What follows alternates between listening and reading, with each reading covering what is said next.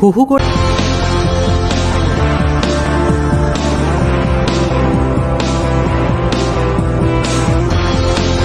বেড়েই চলেছে বন্যার পানি। মুহূর্তের মধ্যেই তলিয়ে যাচ্ছে একের পর এক এলাকা। চারদিকে শুধু আতঙ্ক, কান্না আর আহাজারি।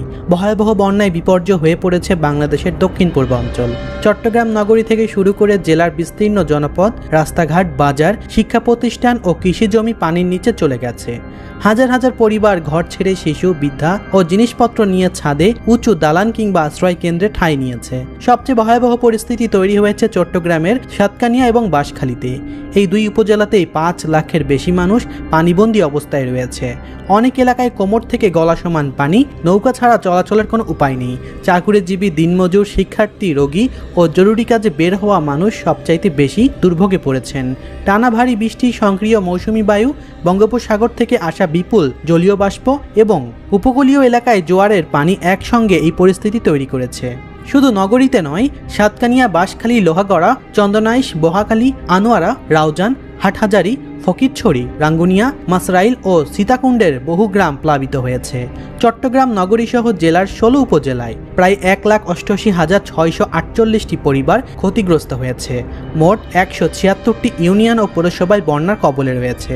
অনেক বাড়ির মাটির দেওয়াল ধসে পড়েছে, টিনের ঘরের ভেতরে পানি উঠে গেছে এবং হাজার হাজার পরিবার তাদের জীবনের সঞ্চয় হারানো ঝুঁকিতে রয়েছে। বন্যায় ভয়াবহতার সবচেয়ে মর্মস্পর্শী চিত্র দেখা গেছে লোহাগড়ায় খয়েরকুল গ্রামে। প্রসব বেদনায় কাতর এক নারীকে হাসপাতালে নেওয়ার সব রাস্তা গলা সমান পানিতে ডুবেছিল। খবর পেয়ে ফায়ার সার্ভিসের সদস্যরা তাকে স্ট্রাকচারে কাঁধে তুলে পানি পার করে অ্যাম্বুলেন্সে পৌঁছে দেন। বাঁশখালীতে আরও একটি শ্বাসরুদ্ধকর অভিযানে শিশু, অন্তঃসত্ত্বা নারী, বৃদ্ধাসহ 13 জনের উদ্ধার করে ফায়ার সার্ভিস। প্রবল স্রোতের মধ্যে 8 মাস বয়সী এক শিশুকে বড় রান্নার পাতিলে বসিয়ে বুক সমান পানি পার করে নিরাপদ স্থানে নেওয়া হয়। শহরের কয়েকটি হাসপাতালের প্রবেশপথে হাঁটু থেকে কোমর সমান পানি জমে চিকিৎসা সেবা ব্যাহত হয়েছে। বন্যা শুধু ঘরবাড়ি বা সড়ক ডুবিয়ে দেয়নি, অসুস্থ মানুষকে হাসপাতালে পৌঁছানোর পথও বন্ধ করে দিয়েছে। বিদ্যুৎ বিচ্ছিন্ন হয়ে অনেক গ্রাম রাতের অন্ধকারে ডুবে গেছে। সর্বশেষ সরকারি হিসাবে চট্টগ্রাম বিভাগে বন্যা, পাহাড় ধস এবং সংশ্লিষ্ট দুর্ঘটনার মৃত্যুর সংখ্যা বেড়ে 39 জনে পৌঁছেছে।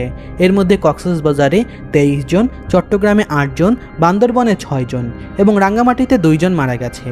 এমনকি সাজেকে ঘুরতে যাওয়া পর্যটকরা এই বিপদের সম্মুখীন হয়েছেন। বন্যার কারণে আর তারা সেখান থেকে ফিরে আসতে পারছেন না। বিপদ মোকাবেলা করে তারা সেখানেই রয়েছেন।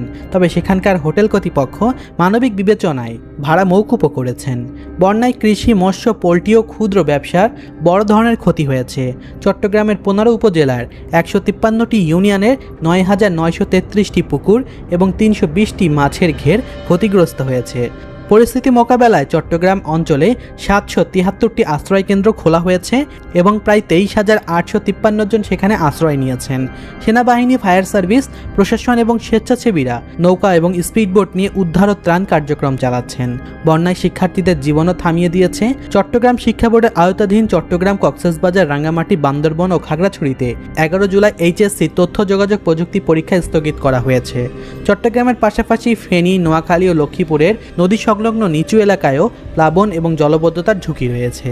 আবহাওয়া অধিদপ্তর জানিয়েছে 12 জুলাই পর্যন্ত চট্টগ্রাম ও পার্শ্ববর্তী এলাকায় ভারী থেকে অতি ভারী বৃষ্টি অব্যাহত থাকতে পারে। চট্টগ্রাম সমুদ্র সৈকতকে 3 নম্বর স্থায়ী সতর্কতা সংকেত বহাল রাখতে বলা হয়েছে।